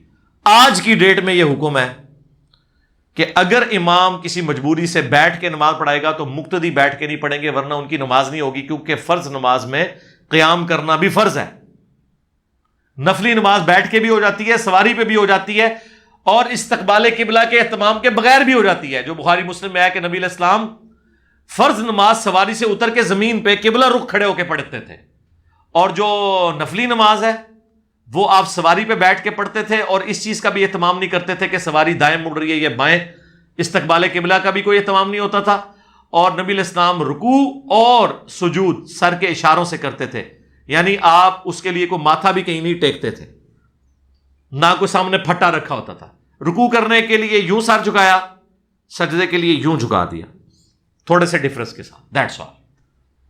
یہی طریقہ کرسی پہ نماز پڑھنے کا بھی ہوگا جن کو گھٹنے کا ایشو ہے. یہ لالا بات ہے, ان کے گھٹنے مسجد میں جا کے پنکچر ہو جاتے ہیں. ہاں, اور مسجد کے دروازے پہ وہی بابے آپ کو ایک پی ٹی آئی کا اور ایک نون لیگ کا لڑتے ہوئے پونے گھنٹے تک نظر آئیں گے. انہوں گھوڑے کو جو ہے گا. ٹھیک ہے, ہاں بعض کا جینون کیس ہوتا ہے کہ وہ اس کو بینڈ کرنے میں ایشو ہوتا ہے تو اس لیے ہوتا ہے, لیکن یہ کسی کسی کے ساتھ ہوتا ہے. ویسے تھوڑی سی بیماری پہ جا کے کرسی پہ بیٹھ جاتے ہیں. اور یہ جو مسجد کے اندر یہ کرسی ہیں نا جن کے سامنے پھٹے لگے ہوئے ہیں, اگر ان پھٹوں کا مقصد تو قرآن رکھنا ہے نا پھر تو ٹھیک ہے, لیکن یہ ہے اس کام کے لیے نہیں ہے, یہ بدعت کے لیے ہے. بدعت یہ ہے کہ لوگ اس کے اوپر سجدہ کرتے ہیں. اس کے اوپر سجدہ کرنا یہ بدعت ہے, خلاف سنت ہے. یہ اتنی بڑی بدعت ہے کہ اسے بریلوی اور دیوبندی بھی بدعت کہتے ہیں. ہاں جی, کسی کے نزدیک بھی بیٹھ کے نماز پڑھتے ہوئے یا سواری پہ کسی چیز کے ساتھ ماتھے کو ٹچ کرنا یہ جائز نہیں ہے. سر کا اشارہ کرنا ہے صرف. لہذا اگر آپ کی مساجد میں ایسے ہیں تو کم از کم ان کے سامنے والے پھٹے اتروائیں. کرسیاں نارمل جس طرح آپ عرب دنیا میں دیکھیں گے وہاں پہ آپ کو وہ فولڈنگ چیئرز نظر آئیں گی. اس میں ذرا ایک تو وہ جگہ بھی زیادہ نہیں گھیرتی ہیں, پھر آپ اٹھا کے کہیں پہ بھی اس کو رکھ سکتے ہیں. اور ویسے عرب میں تو عام حالت میں بھی مسجد کے اندر کرسیاں رکھی ہوتی ہیں. ہمارے ملک میں تو معیوب سمجھا جاتا ہے, اب تھوڑی سی ٹالرنس آئی ہے. مریض کے بغیر کوئی بندہ مسجد میں کرسی پہ بیٹھ ہی نہیں سکتا, وہ صرف امام نے اپنے لیے ممبر رکھا ہوا ہے. آپ تجربہ کر کے دیکھ لیں کسی مسجد میں, کرسیاں لے کے 4-5 بندے میٹنگ کر کے بتائیں مجھے, وہ کس معیوب نظروں سے آپ کو دیکھیں گے. زمین پہ بیٹھے ہوئے بھی ویسے میٹنگ نہیں کرن دیں گے تانوں, لیکن کرسی پہ ویسے ہی نہیں کرن دیں گے. وہ پھر آپ کو مثالیں دیں گے جی وہ اللہ کے دربار میں کرسی پہ بیٹھنا یہ کس لیے بنی ہے. اور ایک زمانہ تھا جس طرح میں نے آپ کو بتایا نا, چین والی گھڑی, اینک, سپیکر, یہ انگریزوں کی پیداوار تھی نا. ایک زمانہ تھا کرسی پہ کھانا پینا بھی انگریزوں کی مشابہت کہا جاتا تھا, کرسی پہ بیٹھنا بھی. تو نبی علیہ السلام نے تو ممبر یوز کیا ہے, وہ تو کرسی تو شاہی کوئی نہیں اس کے مقابلے پہ. وہ تو 3 سٹیپ چڑھ کے آپ اوپر جا کے بیٹھتے تھے. وہ تو کرسی بھی نہیں, کرسا کہنا چاہیے. اگر اللہ کے دربار میں وہ ممبر لگ کے اس کرسی پہ کوئی بندہ بیٹھ سکتا ہے, اور صرف رسول اللہ نہیں بیٹھے, بعد میں اصحاب رسول بھی بیٹھے ہیں, تابعین بھی بیٹھے ہیں, وہ اللہ کے دربار کی کوئی بے حرمتی نہیں ہے. تو یہ جو معصوم سی کرسی پلاسٹک کی ہے, اس سے اللہ تعالیٰ کی شان میں کون سی تنقیص ہو جائے گی. چھوٹا ذہن, چمچ کے ساتھ کھانا کھانا جی, کانٹا استعمال کرنا انگریزوں کی. تے 76 موبائل اے وڈے وڈے مریداں دے پیسیاں دے فری موبائل, اے انگریزاں دی مشابہت نہیں ہے. اے ویگو ڈالے او دے اوتے اتنے موٹے موٹے باڈی گارڈ, اور انہاں دے ہاتھ وچ اجمیر شریف دی بنیاں ہوئیاں کلاشن کوفاں, ہاں, اور بغداد شریف کے بنی ہوئی بلٹ پروف جیکٹیں, ہاں ادھر کی بنی ہوئی ہے. ہاں, تو آڑے بزرگ صرف ٹرین نہ روک سکتے سن, نہ ٹرین دا انجن بنا سکے نہ ڈبہ بنا سکے. تو وہ نہیں نظر آتے. اور وہ باڈی گارڈ وہ ہوتے ہیں جو صرف گوشت کھاتے ہیں, روٹی والا تکلف ہی نہیں, چھوٹا گوشت 2-2 کلو. آپ لوگ تو ان کا خرچہ ہی نہیں پورا کر سکتے. اس میں کسی چیز میں ان کو انگریز نہیں نظر آئے گا. گھروں میں چلے جائیں, ان کے باتھ روموں میں بھی ایئر کنڈیشن لگے ہوئے ہیں. میں آپ کو صحیح بتا رہا ہوں, باتھ روموں میں بھی. تو وہ جو ہے وہ گولڈا شیپ والوں نے بنایا ہے ایئر کنڈیشن جو ہے, ادھر کوئی انگریز نظر نہیں آئے گا. انگریز ہی نظر بڑھ جائے گا تہاڈی پینٹ شرٹ وچ,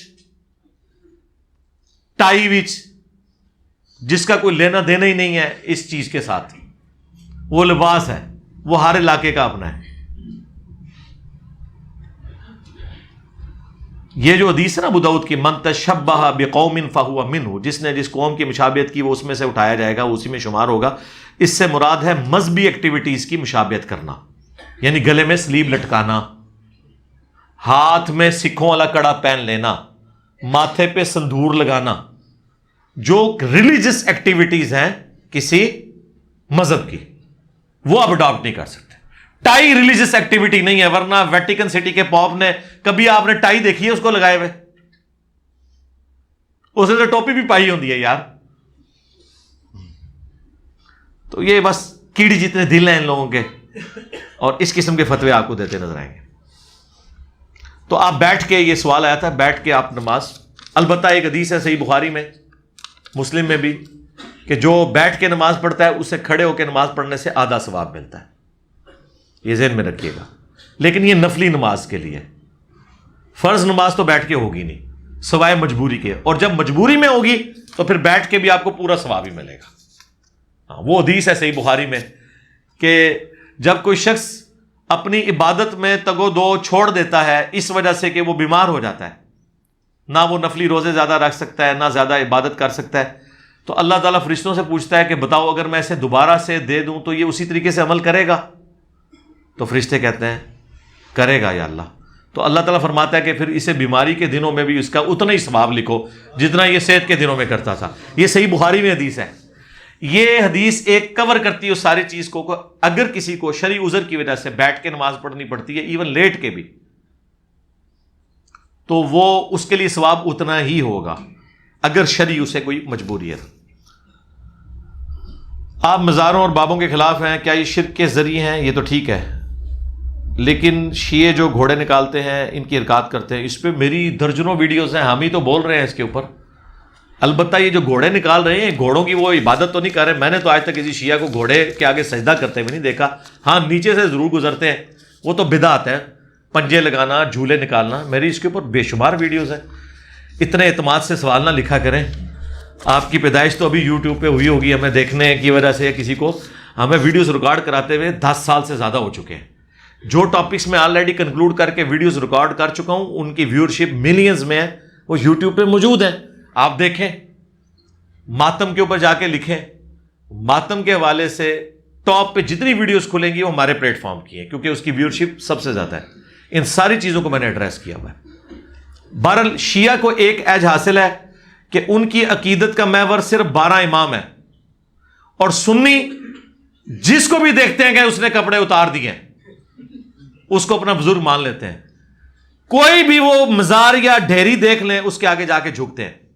اس لحاظ سے شیعہ کی جو گمراہی کا لیول ہے وہ سنی, یعنی مراد اس میں اسپیسیفکلی بریلوی مکتب کے جو جوہلا ہیں ان سے کافی ان کا لیول بہتر ہے کہ انہوں نے کم از کم کہیں بریک تو لگائی ہوئی ہے. یہ تو آپ جیلم سے پنڈی تک جتنے مزار آتے ہیں نا جی ٹی روڈ کے اوپر, ڈرائیور آپ کو یوں سلوٹ مارتے ہوئے نظر آئیں گے, پیسے پھینکتے ہوئے جائیں گے. ہر بندے سے انہوں نے عقیدت جوڑ دی ہوئی ہے. باقی غلط ہی ہے چاہے کوئی بھی کرے. تو میں تو اس بمانگے دول کہتا ہوں کہ اس طرح کی چیزیں بدعت ہیں. علی بھائی آپ رحمۃ اللہ علیہ کی وجہ, اچھا مجھے رحمۃ اللہ علیہ لکھا جی, مجھے رحمۃ اللہ علیہ نہ لکھا کریں آپ. رحمۃ اللہ علیہ ویسے عموماً تو جو بندہ مرا ہوا ہے نا اس کو دعا دی جاتی ہے, ویسے زندہ بندے کو بھی دی جا سکتی ہے, لیکن یہ جو ایک اس طرح چلتا ہے نا رحمت کی دعا, ویسے تو ہم ایک دوسرے کو دعائیں دیتے ہیں لیکن ایک سلوگن کے طور. باقی مجھے فرق نہیں پڑتا, اچھی بات ہے. ہم لوگ تھانہ پہنچ گئے ہیں. او اچھا, آپ نے کہا تھا کہ اہل تشیع اور اہل حدیث کی مسجد میں نماز پڑھیں تو وہ لوگ ناراض نہیں ہوں گے, مگر اہل تشیع نے تو ہمیں تھانہ پہنچا. یہ تو میرے بھائی آپ کی ورڈکٹ ہے. ہم نے ان سے بھی پوچھنا ہے کہ ان کو کیا مسئلہ ہوا ہے, کس وجہ سے انہوں نے یہ ایکٹیویٹی پرفارم کی ہے, انہیں کیا غلط فہمی ہوئی ہے جس کی وجہ سے یہ سب کچھ ہوا ہے. یہ چیز دیکھنے کی ضرورت ہے میرے بھائی. یہاں تو لوگ اہل تشیع کی امام بارگاہوں میں جا کے بیان کر رہے ہیں. کیوں جی ماد بھائی کر رہے ہیں نا, آپ کو ابھی تھانے میں دیا انہوں نے؟ کوئی نہیں ایسے ہوتا, کوئی نہیں کرتا. یہ اسپیسیفکلی کوئی ایسی وجہ ہوئی ہوگی, وہ وجہ آپ ہائی لائٹ کریں, ہماری اکیڈمی کے نمبر میں بتائیں, اور وہ امام بارگاہ کون سی ہے ان کا جو ہے ہم ان سے بات کر لیں گے. ایسی بات ہوتی نہیں ہے. یوٹیوب کے اوپر ہمارے وہ ایک صابر بھائی ہیں سیالکوٹ کے, انہوں نے باقاعدہ جا کے امام بارگاہ میں نہ صرف نماز پڑھی ہے بلکہ اس نماز کی ویڈیو ریلیز کی ہے. وہاں پہ جو ان کی لوگوں سے ڈسکشن ہوئی ہیں وہ انہوں نے کی ہے. یہ آپ کے ساتھ یونیک مسئلہ ہوا ہے. لوگ تو جاتے ہیں بیسیکلی دہشت گردی کی وجہ سے, بعض اوقات وہ تھوڑا ڈرتے ہیں اس بات سے کہ کوئی سنی حلیے والا بندہ انٹر ہو تو انہیں خطرہ ہوتا ہے کہ یہاں کوئی کام نہ ڈالنے آیا ہو. وہ بعض اوقات یہ غلط فہمی ہو جاتی ہے جس کی وجہ سے کوئی ایکٹیویٹی کوئی اس طرح کی ہوئی ہو, واللہ عالم, جب تک دونوں پارٹیاں سامنے نہیں ہوتی ہم فیصلہ نہیں کر سکتے. میں آپ کو بتاتا ہوں کہ ہمارے یہاں پہ امداد بھائی آتے ہیں سرگودا سے, آج آئے ہوئے ہیں کہ نہیں؟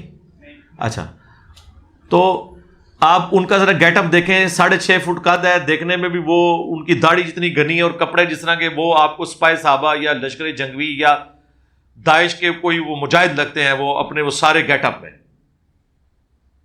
وہ تو شیعہ کی امام بارگاہ کے پاس سے بھی گزر جائے نا تو وہ ان کو وہاں سے بھی نہ گزرنے دیں اپنے گیٹ اپ میں.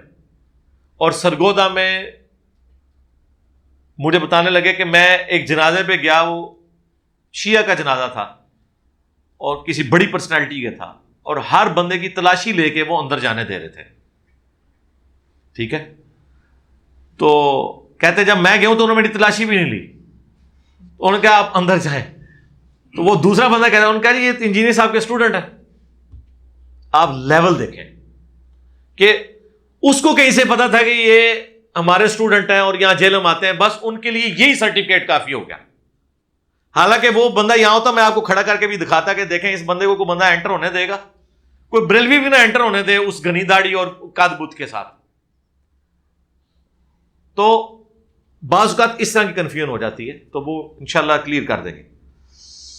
میرا سوال ہے کہ مکان گروی رکھنا جائز ہے؟ آپ اس بارے میں خاص بیان نہیں. جی بیان کیا ہوا ہے, جائز ہے, گروی رکھ سکتے ہیں. مکان گروی رکھیں گے آپ کسی کے پاس تو یہ بالکل جائز ہے. اس میں اگر آپ نے کوئی جانور گروی رکھوایا کسی کے پاس, اس کے بارے میں ابو داؤد میں حدیث ہے. اب ظاہر ہے وہ جب جانور اگر آپ گروی رکھوائیں گے تو اس جانور کے اوپر کھانے پینے کا خرچہ بھی تو ہوگا نا, بھوکا تو نہیں اس نے رہنا. تو جس نے وہ گروی آپ کا سامان رکھا ہوا ہے نا, وہ اس کو جو کھلاتا پلاتا ہے نا, اس کے عوض اتنا دودھ وہ یوز کر سکتا ہے. جو وہ بکری یا گائے وہ دودھ دیتی ہے نا, وہ اس کو یوز کر سکتا ہے. اس کے ایکویلنٹ جو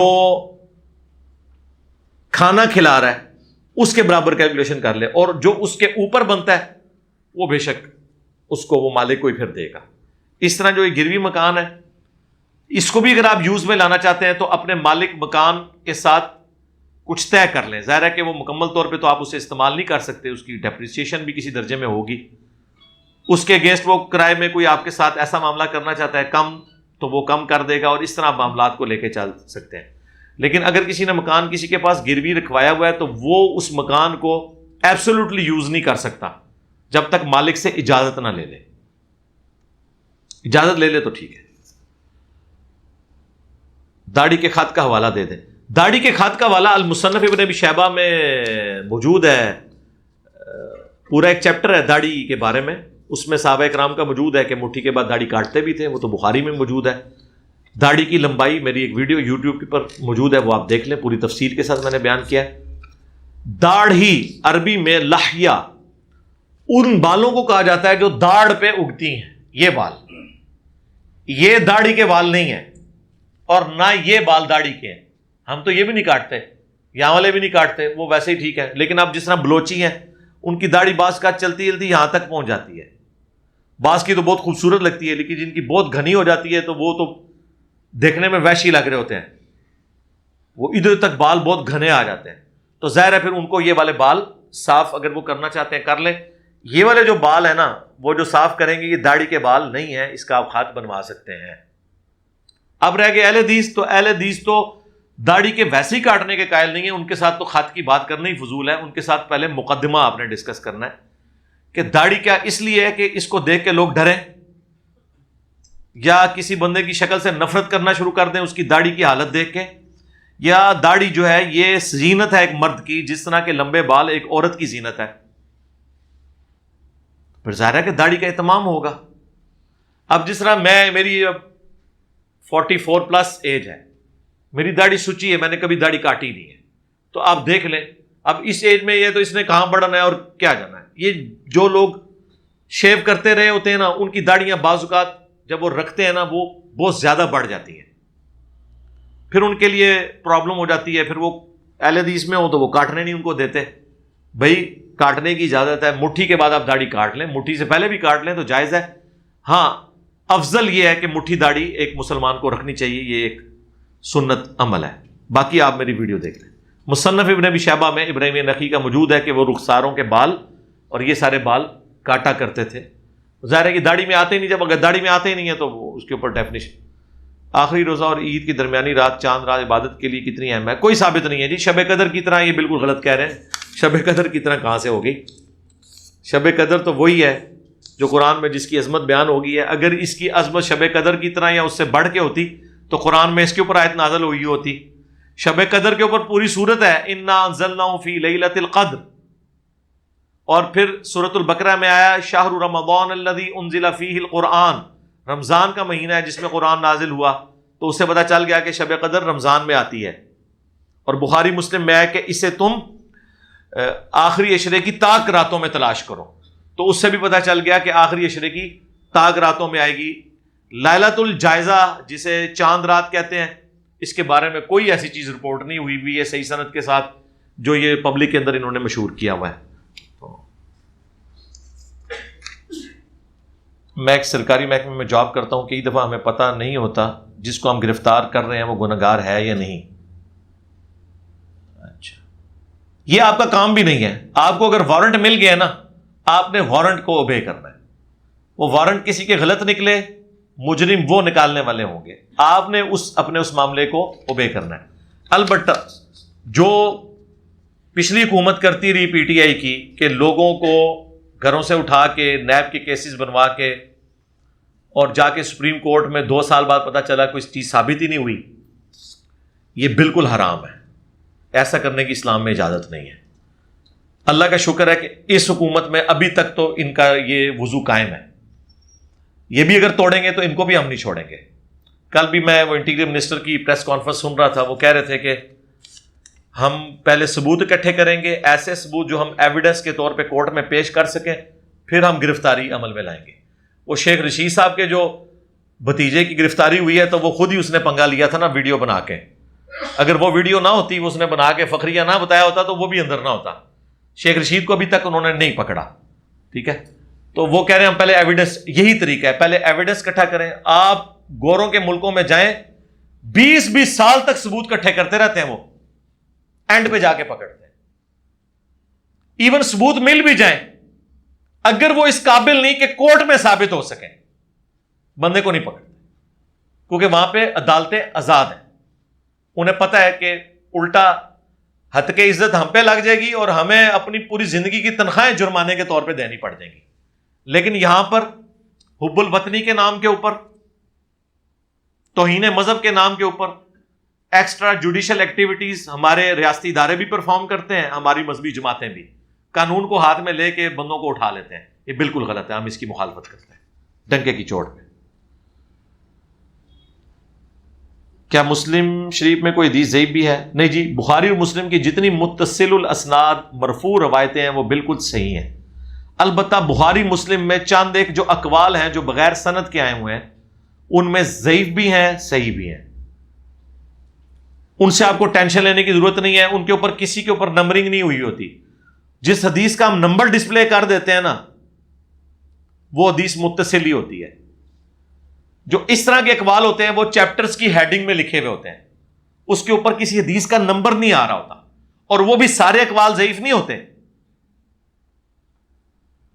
بخاری میں اس کی سند موجود نہیں، بعض کا دوسری کتابوں میں موجود ہوتی ہے، جہاں نہیں ہوتی وہ پتہ چلتا ہے. لہذا ان چیزوں کی آپ کو ویسے ہی کوئی پریشانی ہونی نہیں چاہیے، کیونکہ وہ تو کبھی یہاں ڈسکس ہو بھی نہیں رہی ہوتی. ہاں میں کبھی علمی لیول پہ کوئی چیز ڈسکس کر دوں ایک الگ بات ہے. مثلا صحیح بخاری میں امام بخاری تعلیقاً، اسے کہا جاتا ہے تعلیقاً، بغیر سند کے چیپٹر کی ہیڈنگ میں ایک روایت لے کے آئے ہیں کہ میں اپنے بندے کے ساتھ ہوتا ہوں جب وہ میرا ذکر کرتا ہے اور اس کے ہونٹ میرے ذکر کی وجہ سے ہلتے ہیں. سبحان اللہ وبحمدہ عدد خلقہ ورضا نفسہ وزنۃ عرشہ ومداد کلماتہ. امام بخاری نے اس حدیث کی سند بیان نہیں کی، چیپٹر کی ہیڈنگ میں لکھا ہے. بخاری میں آپ کو یہ حدیث کسی نمبر پہ نظر نہیں آئے گی، نمبر آپ جو مرضی ڈالیں.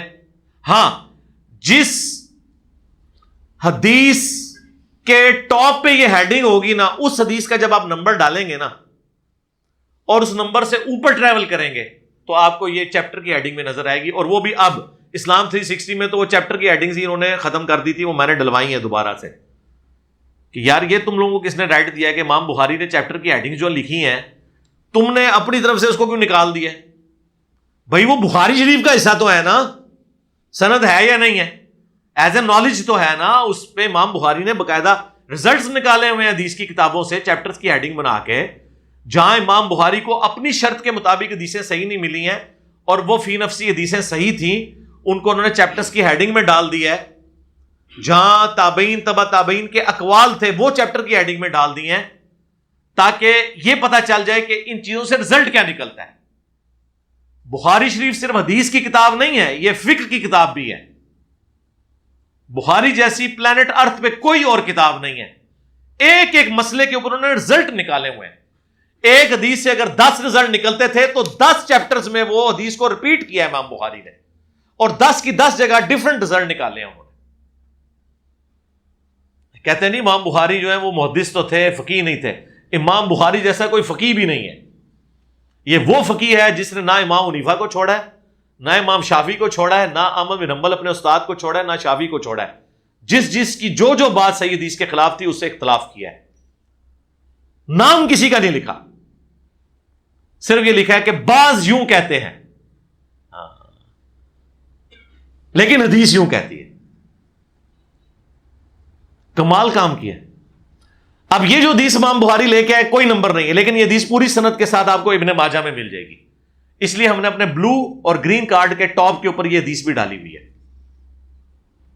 وہاں نمبر میں نے ابن ماجہ کا دیا ہے، سنن ابن ماجہ 3792 لکھا ہوا ہے. حالانکہ یہ بخاری میں ہے لیکن میں نے بخاری کا نمبر نہیں لکھا. کیوں؟ بخاری میں اس کی سند نہیں تھی اور نمبر میں لکھتا تو آپ ڈالتے وہ نکلنی بھی نہیں تھی، وہ چیپٹر کی ہیڈنگ تھی. سمجھ آئیے آپ کو بات کی. اسی طریقے سے صحیح بخاری میں ایک چیپٹر کی ہیڈنگ میں امام بخاری ایک فتویٰ لے کے آئے ہیں کہ سیدنا عمر نے جب اپنے دور میں ایک پاگل شخص کے اوپر حد جاری کر دی تو مولا علی نے انہیں روکا اور کہا کہ اے امیر المومنین، کیا آپ کو معلوم نہیں کہ 3 لوگوں سے اللہ کی حد اٹھ جاتی ہے؟ ایک پاگل مجنون شخص جب تک کہ ہوش میں نہ آ جائے، دوسرا سویا ہوا شخص جب تک کہ جاگ نہ جائے، تیسرا نابالغ جب تک کہ بالغ نہ ہو جائے. تو سیدنا عمر نے وہ حد اٹھا لی اس پاگل شخص سے. حضرت علی کی ذہانت آپ کو پتا ہے، اسی لیے چیف جسٹس بھی تھے حضرت عمر کے دور میں، اور حضرت عمر کہتے تھے کہ علی نہ ہوتا تو عمر ہلاک ہو جاتا. ہر چیز وہ مشورے سے لے کے چلتے تھے. اچھا، امام بخاری نے اس واقعے کی طرف اشارہ کیا ہے اور مولا علی کا یہ قول لکھ دیا چیپٹر کی ہیڈنگ میں، لیکن آپ بخاری میں اس کا نمبر ڈالیں یہ آپ کو نہیں کھلے گا کیونکہ یہ کسی حدیث کے انڈر نہیں ہے، اس کے ٹاپ کی ہیڈنگ ہے. اس کی پوری سند مولا علی نے خود نبی علیہ السلام سے روایت کی ہے سنن ابن ماجہ میں، تو اس کی سند ابن ماجہ میں. اس لیے میں جب یہ حدیثیں ڈسپلے کراتا ہوں نا تو اگر میں بخاری ڈسپلے کراؤں نا اس کا نمبر وہ لکھتا ہوں جس کی ہیڈنگ پہ وہ ہے اور ساتھ امیج لگا دیتا ہوں تاکہ آپ کو پتا چل جائے کہ یہ چیپٹر کی ہیڈنگ ہے، لیکن ساتھ ابن ماجہ کا نمبر بھی ڈالتا ہوں تاکہ اگر نمبر پہ تلاش کرنی ہے تو وہاں آپ کو مل جائے. اتنی احتیاط سے ہم لوگ کام کر رہے ہوتے ہیں. وہ ایک مولانا کہتا ہے کہ جی انجینئر صاحب تو فارغ ہیں، بیٹھ کے کلپ بنا کے مارکیٹ میں پھینکتے رہتے ہیں. سرکار آپ کے 50,000 مدارس دیوبند کے 5 لاکھ سے زیادہ علماء جو فضل الرحمان کے ہاتھ پہ بیعت ہیں، ایک کلپ نہیں بنا سکتے جس میں قرآن و حدیث کا حوالہ لکھا ہو. کہیں ہے تو مجھے دکھا دیں. اربوں کے بجٹ کیوں نہیں بنا سکتے؟ نمبر 1 کمپیٹنسی کوئی نہیں. نمبر 2 کیا یہ بنائیں گے؟ یہ تو قرآن حدیث کو مانتے ہی نہیں ہے. یہ فتوے لکھنے کے عادی ہیں، ان سے کوئی سوال پوچھے تو یہ کہتے ہیں فتاوی عالمگیری شریف میں ہے، ہاں رد المختار شریف میں ہے، در مختار شریف میں ہے. ان کا مزاج ہی نہیں، نہ ان کو ان حدیثوں کا پتا، نہ قرآن کی آیات کا پتا، انہوں نے کہاں سے ہی کوٹ کرنی ہے. اس لیے میں نے کہا تھا کہ ہمارا کمپٹیٹر قیامت تک نہیں آ سکتا انشاءاللہ، کیونکہ جو کمپٹیٹر آئے گا وہ ہمارا کمپٹیٹر نہیں ہوگا، وہ ہمارا بھائی ہوگا. ہم تو چاہتے ہیں کہ ہر گلی سے انجینئر نکلے کہ جو لوگوں کو بتائے دیکھو قرآن میں یہ لکھا ہے، بخاری میں یہ لکھا ہے، مسلم میں یہ لکھا ہے. قرآن میں یہ لکھا، بخاری میں یہ لکھا، مسلم میں یہ لکھا، کیا یہ بریلوی دیوبندی یا بعض معاملات میں اہل حدیث بھی یہ پبلک کو یہ چیزیں بتا سکتے ہیں؟ تو اس پلیٹ فارم کا مقابلہ کیسے کریں گے؟ اس کے مقابلے پہ اگر در مختار شریف دکھائیں گے تو عوام تو لتر شریف ہی پھیرے گی نا کہ وہ قرآن حدیث پیش کرو. یار یہ مولویوں کی کتابیں پیش کر رہے ہو، 10 قرآن اس کے لکھے ہے. تو یہ چیز واقعہ معراج کے وقت کیا اما عائشہ نبی الاسلام کے نکاح میں تھیں؟ نہیں جی، اس وقت نکاح نہیں ہوا. واقعہ معراج جو ہے نا، یہ نبی الاسلام کی ہجرت مدینہ سے جسٹ پہلے ہوئے، اس وقت تک نکاح میں نہیں تھی. نبی الاسلام نے پہلے تو آپ کو پتا 24 سال تک سیدہ ختیجہ عقد میں رہی ہیں، تو دوسری شادی بھی کوئی نہیں کی. یہ نبی الاسلام کی جتنی شادیاں ہیں نا، یہ 50+ کی ایج میں ہوئی ہیں جب سیدہ ختیجہ فوت ہوئی ہیں. 24 سال تک نبی الاسلام نے حضرت ختیجہ کی موجودگی میں دوسری شادی نہیں کی. بعد میں بھی آپ کو جن ریزنز کی وجہ سے کرنی پڑی وہ ٹیکنیکل ریزنز ہیں، ورنہ سب سے گولڈن پیریڈ تو آپ کی وہ جوانی کا پیریڈ تھا نا، 24 سال کا. اگر آپ کو شادی کرنی ہوتی، وہ تو کافر بھی آ کے آپ کو لالچیں دے رہے تھے کہ جس عورت سے کہیں گے آپ کی شادی کروا دیں گے. ٹھیک ہے، جو لوگ نبی اسلام کی کثرت ازواج کے اوپر اعتراض کرتے ہیں ان کو آپ ٹیکنیکلی بتاؤ یار ایک بندے نے اپنی پوری جوانی اس طرح گزاری ہے، اب اس نے اپنے آخری 10 سال کے اندر باقی کی 10 شادیاں کی ہیں. تو وہ ظاہر قبائلی سسٹم تھا، اس قبائلی سسٹم کے اندر نبی علیہ السلام جب کسی قبیلے کی عورت کے ساتھ شادی کرتے تھے، اس قبیلے کے ساتھ جتنے قبائل کا الحاق ہوا ہوتا تھا اس کے ساتھ آپ کا بانڈ مضبوط ہو جاتا تھا. کیونکہ عرب دنیا کے اندر ایون آج بھی، اس زمانے میں تو بہت زیادہ یہ بانڈ تھا کہ اس طرح کی جو رشتہ داریاں ہیں اس میں پورے پورے قبیلے پھر کھڑے ہو جاتے تھے سپورٹ کے لیے. ظاہر نبی علیہ السلام کو تو ان تمام سپورٹ کی ضرورت تھی. آپ نے کون سا نگاہ مار کے تو رومن امپائر گرا لینی تھی، ایفرٹ پٹ کر رہی تھی نا سرکار. تبوک سے واپسی پہ 40 دن آپ رومن امپائر کے بارڈر پہ رہے ہیں اور سارے قبیلوں کے ساتھ آپ نے وہاں پہ معاہدے کیے ہیں. وہیں سے آپ کو سیدہ ماریہ قبطیہ بھی ملی تھی جن کو آپ نے آزاد کر کے پھر اپنی بیوی بنایا. یہ بھی ایک قبیلے کے ساتھ آپ کے ایگریمنٹ کے اگینسٹ انہوں نے آپ کو گفٹ کی تھی. تو یہ نگاہ مار کے تو بعد کے لوگ یہ کام کرتے رہے ہیں، کیونکہ کہانیاں نے جو مرضی لکھو. میں بھی نگاہ مار کے دیکھو سارے فرقے بیڑا غرق کر چھڑے ہونا تھا. اس زمانے میں نگاہ ہوتی ہے، محنت ہوتی تھی، اور میں نے بھی سر کوئی نگاہ نہیں ماری ہے، ایک ایفرٹ ہے. آج آپ کو یہ دنیا میں تل پٹ ہوئی نظر آئی ہے تو آپ کو تو وہ وقت بھی یاد نہیں ہے جب 2 یا 3 بندے میرے ساتھ بیٹھے ہوتے تھے. ٹھیک ہے نا جی، اس وقت ویڈیوز بھی نہیں بنتی تھی، وہ وقت بھی تو تھا نا. تو ایک محنت کے بعد چیزیں اچیو ہوتی ہیں. کیا ایسی کوئی حدیث ہے جس میں کسی صحابی نے داڑھی مونڈی ہو اور رسول اللہ نے منع کیا ہو؟ نہیں، اس زمانے میں تو کوئی ایسی بات رپورٹ نہیں ہوئی. یہ جو کوئی واقعات کو جذباتی ملتے ہیں کہ وہ کسی کے بال تھے تو اس نے اتار دیے تو حضور نے کہا میں نے، یہ سارے جذباتی باتیں، اس زمانے میں کانسیپٹ ہی نہیں تھا. آپ سوچ سکتے ہیں کہ نبی علیہ السلام فرمائیں کہ داڑیاں بڑھاؤ، مونچھیں پس کرو، یہود و نصارہ کی مخالفت کرو، تو کسی صحابی کی جرت ہے؟ اس وقت تو ابو جہل کی بھی داڑھی تھی. داڑھی پگڑی کی طرح عرب کے لوگوں کی عزت ہوتی تھی.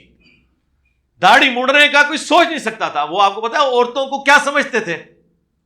ان کے نزدیک تو جنہیں داڑھی مونڈی ہوئی ہے وہ تو عورت ہے، اور یہ سب سے بڑی گالی ہوتی تھی. کسی کے گھر بچی پیدا ہو جائے تو وہ منہ چھپاتا پھرتا تھا. جس کی اپنی بچی ہو وہ منہ چھپاتا پھرے، اور اس کو کوئی کہہ دے کہ تو کہ زنانیاں بوتھی بنائی ہے، وہ سوچ سکتا تھا؟ اس لیے ان کے کلچر میں، جس طرح ابھی بھی آپ پٹھانوں میں چلے جائیں جو افغانستان کے اندر جو نماز نہیں بھی پڑھتے انہوں نے بھی پوری پوری داڑیاں رکھی ہوئی ہیں، ان کے کلچر کا حصہ ہے، پگڑی وہ بھی باندھتے ہیں. اس زمانے میں کانسیپٹ ہی نہیں تھا. آپ نے کہا کہ جب میں اہل تشیع کے ساتھ نماز پڑھتا ہوں تو ہاتھ چھوڑ کر پڑھتا ہوں، کیا جب ہم کسی دوسرے فرقے کے ساتھ نماز پڑھے تو ان جیسے پڑھے؟ میں نے کبھی نہیں میرے بھائی آپ کو یہ کب کہا میں ایسا کرتا ہوں، بالکل ایسا نہیں ہے. آؤٹ آف کانٹیکسٹ آپ نے کوٹ کیا.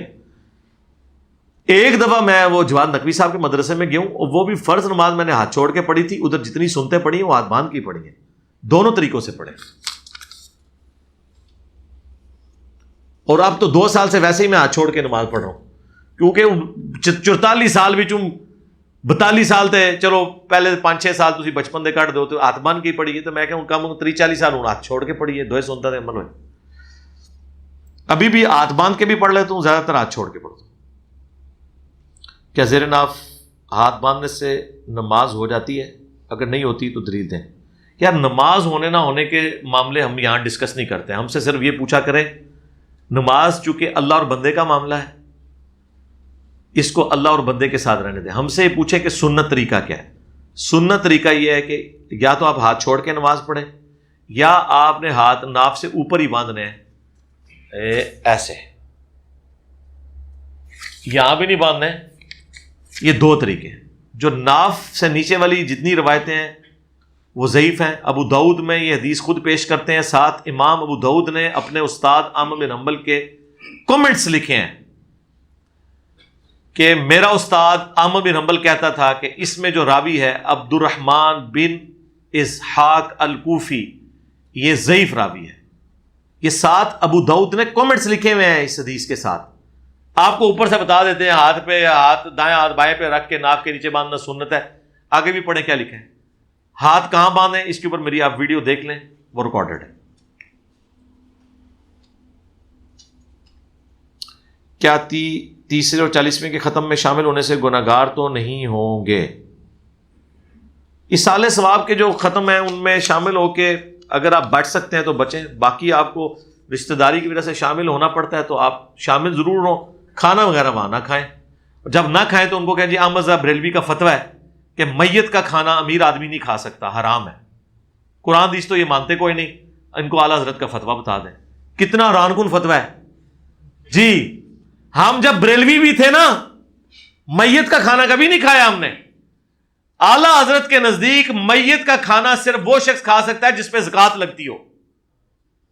ہاں ہوں مولویوں نے پوچھو ایک گل دس دے کیوں نہیں، مولویوں کا کھانا ٹھیک ہے، ان کو تو زکوٰۃ صدقات خیرات سب کچھ لگتی ہے، بلکہ صدقہ وہ چیز ہے جو بلا کو کھا جاتا ہے، اور مولوی وہ بلا ہے جو صدقے کو بھی کھا جاتی ہے. مولوی کو سب کچھ لگ جاتا ہے. لیکن اسے پوچھے کیا اعلیٰ حضرت کا یہ فتویٰ نہیں، مرنے سے 6 گھنٹے پہلے انہوں نے اپنے بیٹوں کو وصیت لکھوائی ہے، وصایا شریف کے نام سے، وہ پرنٹڈ ہے. اعلیٰ حضرت کی وصایا شریف آپ دعوت اسلامی والوں سے لے لیں، جس میں انہوں نے باقاعدہ پوری کی پوری لسٹ بتائی ہے. کوئی 10-15 کھانوں کی لسٹ ہے. آپ حیران ہوں گے کہ شادی کارڈ ہے کوئی، ایسے سے کلاس کے کھانے اس میں لکھے ہوئے ہیں. اور اس کے اینڈ پہ انہوں نے لکھوایا کہ یہ بلا کے پورے بریلی کے جو غریب ہیں ان میں یہ کھانا آپ نے تقسیم کرنا ہے میری میت کے اصالہ ثواب کے لیے. اور اس چیز کا خیال رکھنا ہے کہ کوئی امیر آدمی اس میت سے نہ کھائے، کیونکہ میت کا کھانا صرف غریب کے لیے جائز ہے. لو جی آپ کے 30-40ویں تو ہم نے ختم کر دیے. آپ جائیں بیٹھیں، کھانے کے وقت اٹھ کے آ جائیں، مسئلہ ہی حل. اور کوئی پوچھے تو ان کا کہ احمد بریلوی صاحب نے وصایا شریف میں فرمایا کہ میت کا کھانا اس شخص کے لیے حرام ہے جو شخص خود زکوٰۃ دیتا ہو اور اس پہ زکوٰۃ نہ لگتی ہو. اب رہ کے جو صدقہ خیرات جن پہ لگتی ہے تو یار کھا لو، اللہ کے نام کیا ہے، اصالہ ثواب ہے. اس میں کون سی ان کی یہ نیت ہے کہ یہ جس کو بخش رہے ہیں یہ ہمارا مشکل کشا ہے، تو اس میں کھانا تو اللہ کے نام کا جائز ہے. 30 40واں جائز نہیں، اس کا کھانا بہرحال جو ہے وہ حرام نہیں ہوگا.